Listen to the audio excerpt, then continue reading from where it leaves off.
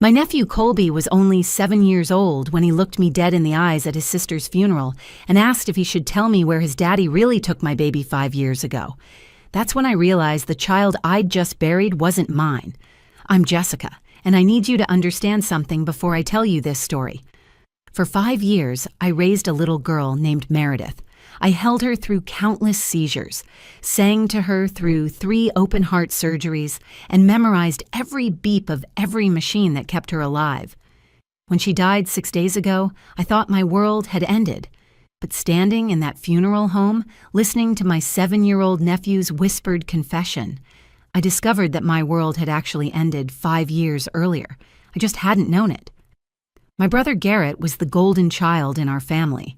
While I struggled through community college and worked double shifts at Target, he blazed through business school and built a real estate empire before turning 30.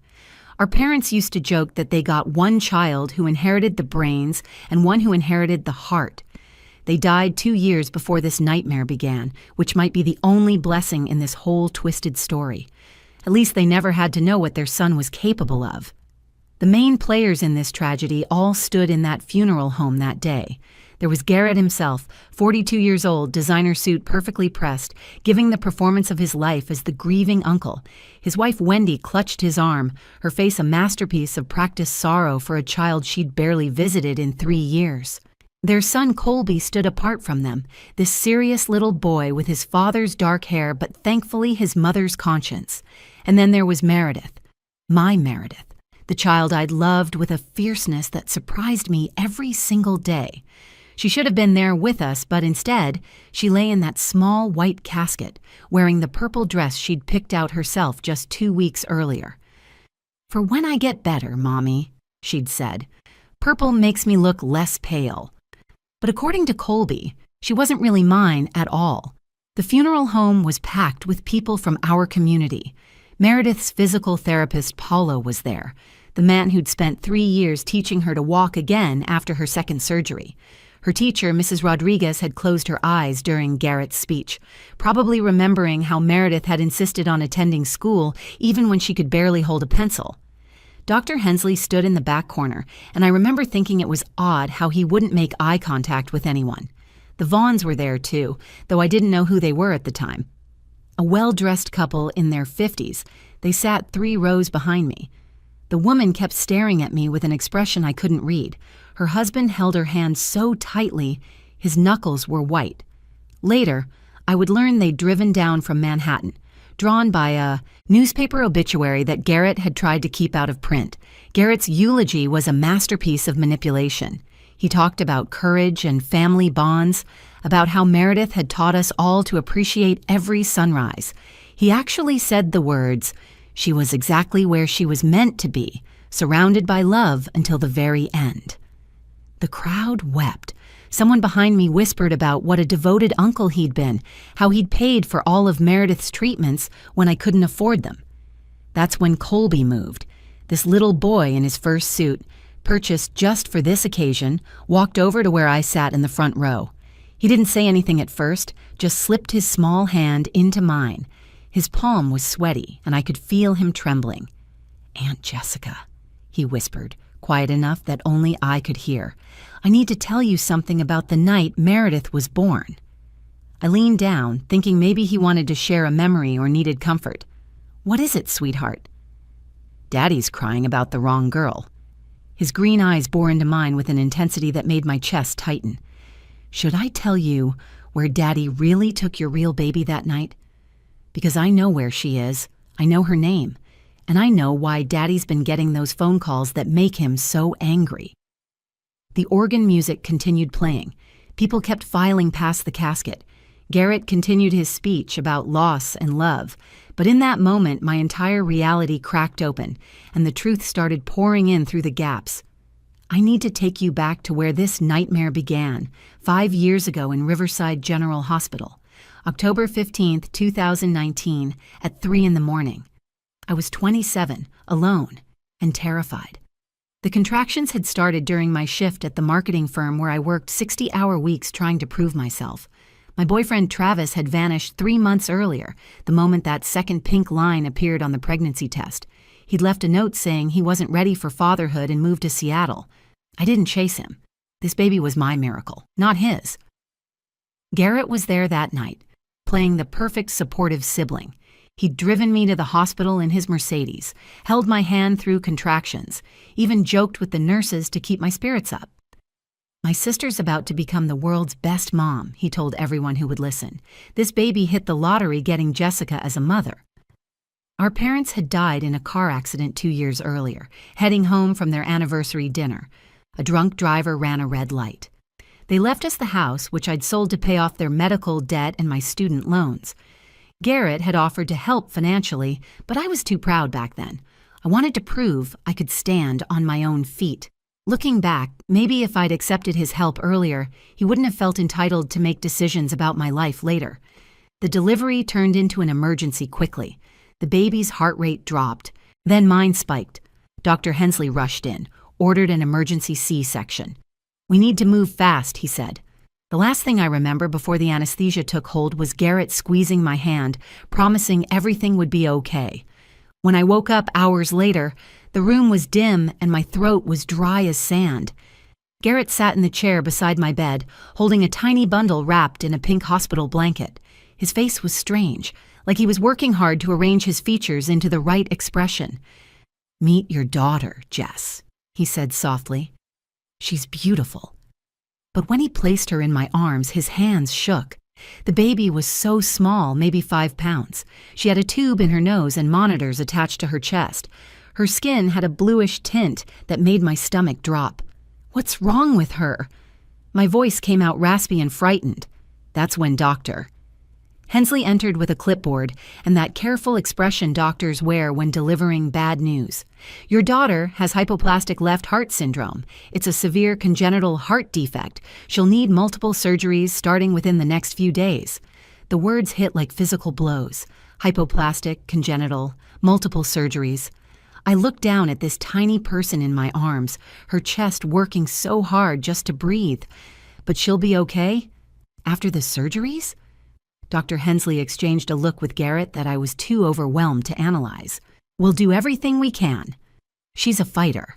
I named her Meredith after our grandmother, the strongest woman I'd ever known.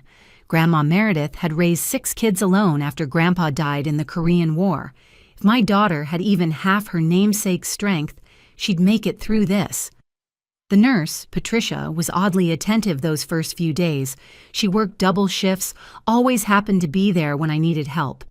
"Some babies are just special," she'd say while adjusting Meredith's monitors. "They come into this world to teach us something important." At the time, I thought she was being philosophical. Now I know she was drowning in guilt. Garrett practically lived at the hospital that week. He handled all the insurance paperwork, argued with administrators about coverage, even hired a specialist from Johns Hopkins for a second opinion. "Don't worry about the cost," he kept saying. "Family takes care of family. That's what Mom and Dad would want."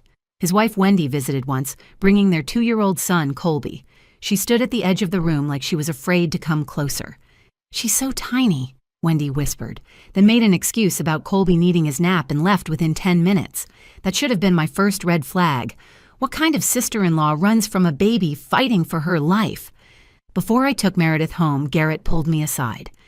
"Jessica, you're going to face challenges other mothers never dream of, but you're not alone. I'll be here every step of the way.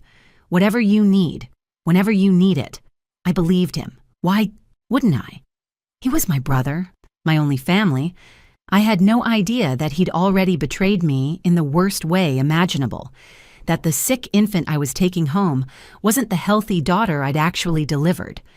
The next 5 years were a blur of hospital visits, specialist appointments, and sleepless nights. Meredith needed 3 surgeries before her 2nd birthday. The first one happened when she was just 4 days old. I sat in that waiting room for 9 hours, promising God everything I could think of if he'd just let her survive. The 2nd surgery came at 8 months, the 3rd at 18 months. Each time, the doctors warned me to prepare for the worst. Each time, Meredith proved them wrong. I quit my marketing job after her 2nd surgery. My boss, Kenneth, tried to be understanding, but no employer can accommodate an employee who misses 3 days a week for medical appointments. I burned through my savings account in 6 months. My 401k lasted another year. Then I started selling things. Mom's jewelry went first, then the living room furniture, then my car. I took the bus to the hospital carrying Meredith and her oxygen tank, ignoring the stares from other passengers. Garrett would visit monthly, always bringing expensive gifts. Organic baby food from some boutique store in Manhattan, designer clothes that Meredith would inevitably stain with medicine or vomit, educational toys she was too weak to play with. "How's my favorite niece?" he'd say. But something was off. He'd hold her like she was made of glass, stare at her face like he was memorizing it, then hand her back quickly. His wife Wendy stopped coming after Meredith's first birthday party. "It's too hard for her," Garrett explained, while we watched Meredith struggle to blow out her single candle. Seeing Meredith so sick reminds her how fragile life is. She's terrified something will happen to Colby. I wanted to scream at him. How nice that Wendy got to choose whether to see suffering. I didn't get that luxury. But I kept quiet because Garrett was paying for Meredith's medications that insurance wouldn't cover. $2,000 a month for one heart medication alone. Another $1,000 for the specialist who managed her case. He never complained, never made me feel like a burden, but the power dynamic had shifted. I needed him. The medical bills were crushing me. Collection agencies called daily. The hospital's financial office knew me by name. That's when Garrett stepped in with his generous offer. "Move into our guest house. It's just sitting empty. Free rent, and I'll cover all of Meredith's treatments." No arguments. The guest house was bigger than my apartment, with a beautiful view of their pool. Moving in felt like defeat, but Meredith needed stability. She'd just learned to walk again after her last surgery, taking these careful, proud steps across the physical therapy room. I'd do anything to keep her progress going. Living on his property, I started noticing things. Garrett took phone calls at strange hours, always walking to the far end of his yard where he thought no one could hear. He'd come back tense, snapping at Wendy about trivial things. There was a room in their house that stayed locked, even when they hosted parties. Wendy herself grew more distant, avoiding eye contact when we passed in the driveway. And Colby, sweet, quiet Colby, would sometimes say the strangest things. He'd started spending time in the guest house, playing quietly while Meredith napped. "Daddy says secrets keep families together," he told me once while coloring at my kitchen table. "What secrets, honey?" "The expensive kind. The kind that buy swimming pools and cars and trips to Disney World." He didn't look up from his coloring book. "We went to Disney World 3 times this year. Mommy says that's too many times, but Daddy says we can afford it now." Another time, I overheard him talking to Meredith during one of her good days. "You're lucky," he said. "You get to stay here with Aunt Jessica. I have to live in the big house where everyone's always fighting about money and papers and someone named Mr. Vaughn." The sicker Meredith got, the more generous Garrett became. A new wheelchair appeared overnight when her old one broke. Specialized medical equipment that insurance denied materialized in my living room. He hired a private nurse for the days when I was too exhausted to function. Our cousin Tamara asked once at a family barbecue, "How can Garrett afford all this?" "The real estate market isn't that good." "He made some smart investments," Wendy said quickly, then changed the subject. Then came that horrible morning, January 3rd, 2025. Meredith had been stable for weeks. We'd been planning her 5th birthday party, and she'd chosen a unicorn theme. She wanted purple balloons and a chocolate cake with rainbow frosting. I found her in her bed at sunrise, peaceful, like she was sleeping. Her favorite stuffed rabbit was tucked under her arm. Her lips were blue. The paramedics tried for 30 minutes. Dr. Hensley met us at the hospital, but I already knew. "Sometimes, with conditions this severe, the body just gives up," he said. He wouldn't look me in the eye when he said it. The funeral was Garrett's production from start to finish. He took over every detail while I sat in shock, unable to process that Meredith was really gone. Massive flower arrangements arrived from his business contacts. He hired the most expensive funeral home in the county, selected a white casket with pink silk lining that cost more than my old car, and arranged for a reception that could have been a wedding banquet. When I tried to protest the expense, he gripped my shoulders and said, "Jessica, please, let me do this. Let me honor my niece properly." The service was held at St. Catherine's Cathedral, even though we weren't Catholic. Garrett had somehow convinced the priest to make an exception. 200 people filled pews. I sat in the front row feeling like I was underwater, sounds muffled and distorted. Wendy sat 3 seats away from Garrett, I noticed. Colby positioned himself between me and his parents, his small body rigid in a new black suit. Garrett insisted on giving the eulogy. He stood at that podium like a senator addressing the nation, his voice breaking at all the right moments. "Meredith taught us all about courage," he said, actual tears streaming down his face. My precious niece faced every day with a smile despite pain that would break grown adults. She never complained, never asked why her. She just loved. She loved her mother with a fierce devotion. She loved her family with pure joy. She loved life even when life seemed determined not to love her back. People were sobbing. Even Wendy, who hadn't visited Meredith in 3 years, was dabbing her eyes with a handkerchief. Dr. Hensley sat in the back row, head bowed.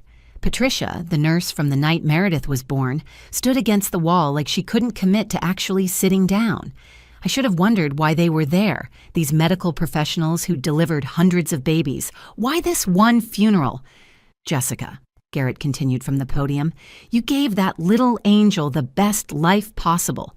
Our family's love surrounded her until the very end. Mom and Dad would be so proud of the mother you became. Meredith was lucky to have you. We were all lucky to have her, even if only for 5 years." But Colby wasn't crying. The 7-year-old sat perfectly still beside me, his little hands clenched into fists on his lap.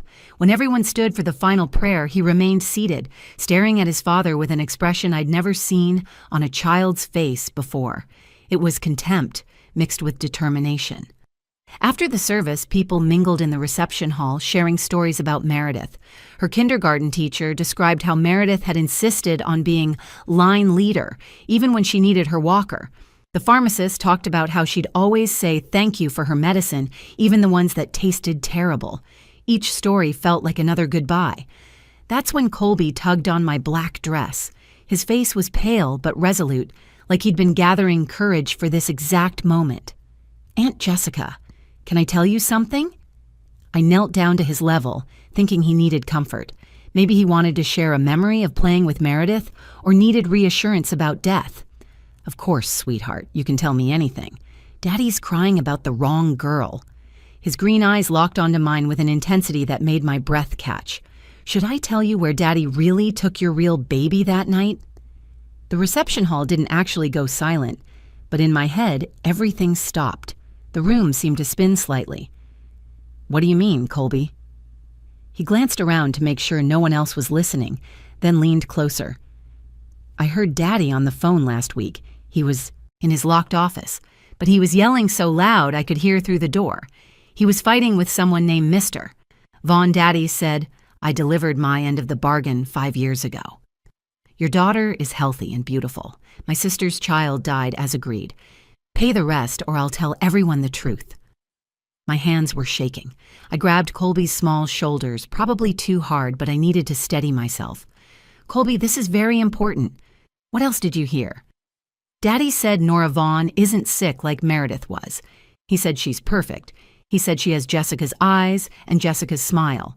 That's you, Aunt Jessica. He said she looks just like you." The floor felt like it was tilting. "Are you sure? Are you absolutely sure that's what you heard?" Colby reached into his suit pocket and pulled out a folded piece of paper. I wrote it down so I wouldn't forget. Daddy taught me to always document important conversations. He didn't know he was teaching me to document him. I waited until midnight to confront Garrett. The guests were gone. Wendy had taken sleeping pills and gone to bed, and Colby was asleep in the guest house where I'd asked him to stay. He'd given me one more piece of crucial information. The code to his father's locked office was their parents' anniversary date. "Daddy thinks he's sentimental," Colby had said, "but really he just can't remember random numbers." The office door opened with a soft click. Inside, filing cabinets lined the walls, each one meticulously labeled. Real estate deals, property holdings, tax documents, and there, in the bottom drawer of the last cabinet, "Personal, confidential." My hands trembled as I pulled out a thick folder labeled Baby Switch, Riverside General. The papers told the whole story in devastating detail. Medical records, bank transfers, email exchanges dating back 6 years. Garrett had been planning this before I even got pregnant. He'd met the Vaughns at a medical conference where they'd been desperately seeking alternatives for their unborn child's fatal diagnosis.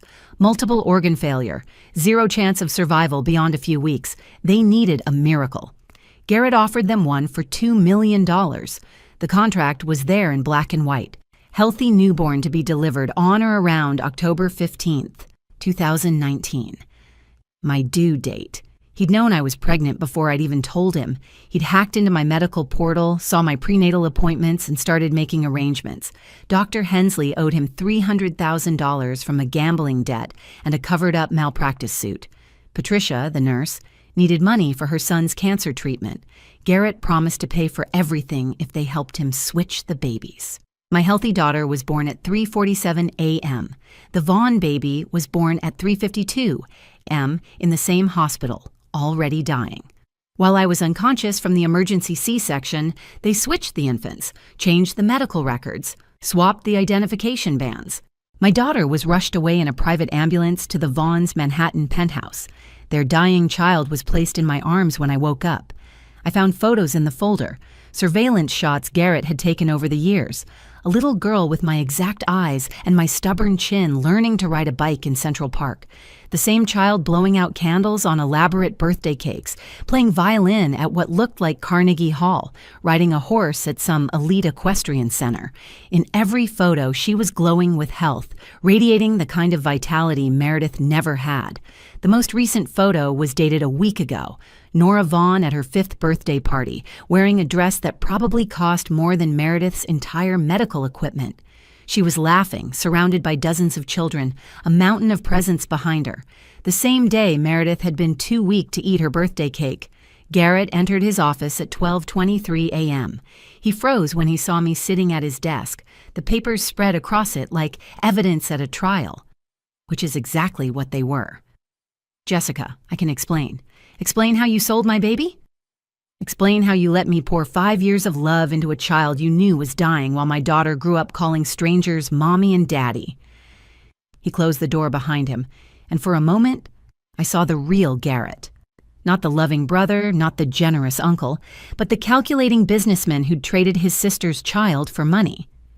The Vaughn baby would have died anyway. She had maybe 3 weeks, maximum. At least with you, she had 5 years of love. Real love. And Nora has everything. The best schools, the best doctors, every opportunity in the world. I saved her from poverty, Jessica. You stole her from her mother. I gave her a better life. You could barely afford rent.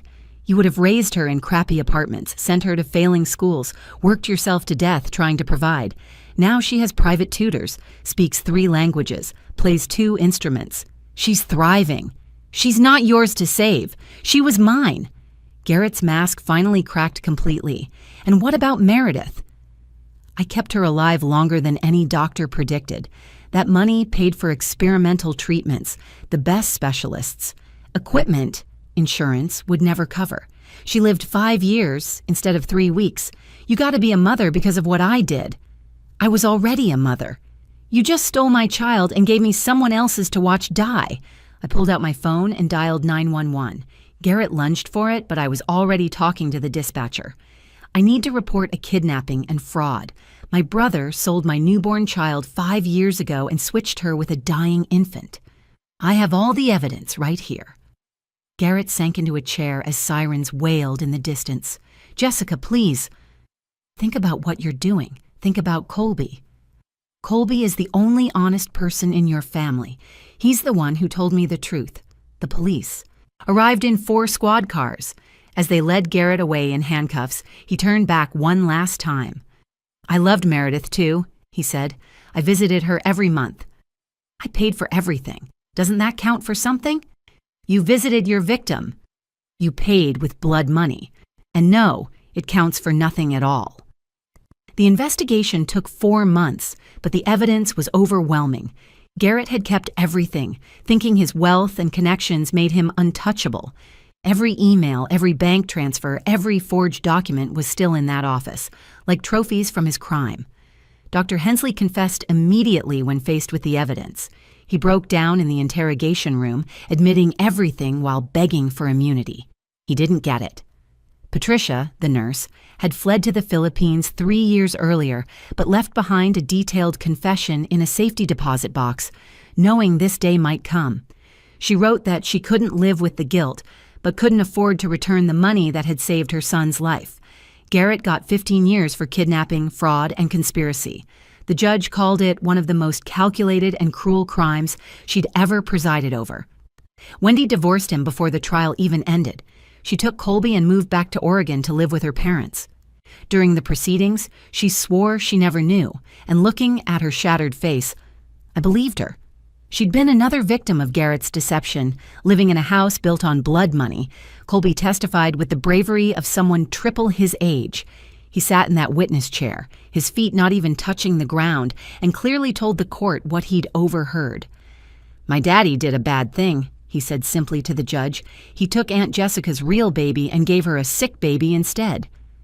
That's not what families do. The prosecutor said his testimony was the key to the conviction. This 7-year-old boy had done what none of the adults could, told the truth. Meeting Nora, my biological daughter, was surreal and heartbreaking in equal measure.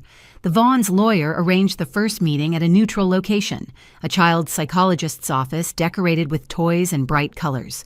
Nora walked in wearing a designer dress and ballet flats, her hair in perfect French braids. She had my exact eyes, down to the little gold flecks around the pupils, my stubborn chin, my mother's nose, but her mannerisms were all Vaughn, refined and careful, nothing like the chaotic energy I'd imagined my daughter would have. Hello, she said formally, extending her small hand for a handshake. I'm Nora. You're my biological mother. Someone had coached her well. The Vaughns, devastated but ultimately decent people, agreed to supervised visits that gradually increased over time. They weren't villains in this story. They genuinely believed they'd adopted an abandoned child through Garrett's private adoption service. He'd told them I was a drug addict who'd surrendered my rights. They'd paid $2 million believing they were covering medical expenses and legal fees. When they learned the truth, Mrs. Vaughn collapsed and had to be hospitalized for shock. We're all in family therapy now. Every Thursday, the Vaughns and I sit in Dr. Martinez's office trying to navigate this impossible situation. Nora, who's 6 now, is slowly warming to me. Last week, she asked if she could call me Mom too, since I have 2 moms who love me. Mrs. Vaughn and I both cried. We're writing new rules for what family means, creating something that has no blueprint. But here's what haunts me in the quiet moments. I did love Meredith completely. She wasn't my biological daughter, but for 5 years, she was my entire world.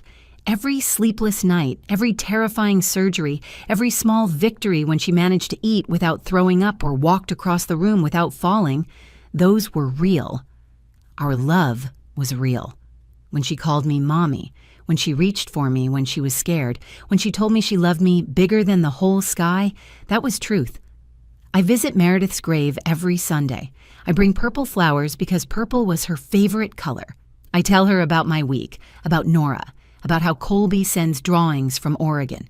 I thank her for teaching me how to be a mother, how to love without conditions, how to fight for someone even when the odds are impossible.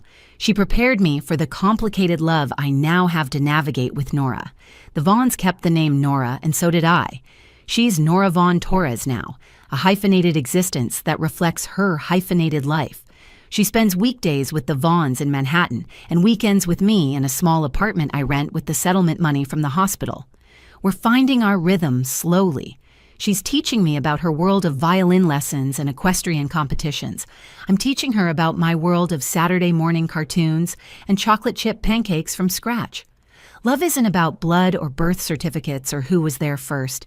It's about showing up, again and again, even when it's complicated and messy and doesn't look like anyone else's story. I had 2 daughters, one I raised and lost, one I lost and found. Both of them made me a mother. Both of them taught me that love multiplies rather than divides, that a heart can break and expand simultaneously. Garrett stole 5 years from Nora and me, but Meredith gave me 5 years of purpose that prepared me for this fractured, rebuilt version of motherhood. Every day I choose to honor both my daughters, because that's what mothers do. We love beyond logic, beyond loss, beyond what anyone else can understand. If you found this story meaningful, please share it with someone who needs to hear it. Leave a comment about your own experiences with family, loss, or unexpected love. And don't forget to subscribe to our channel for more stories that remind us that even in our darkest moments, truth and love find a way to surface. Thank you for listening to my story.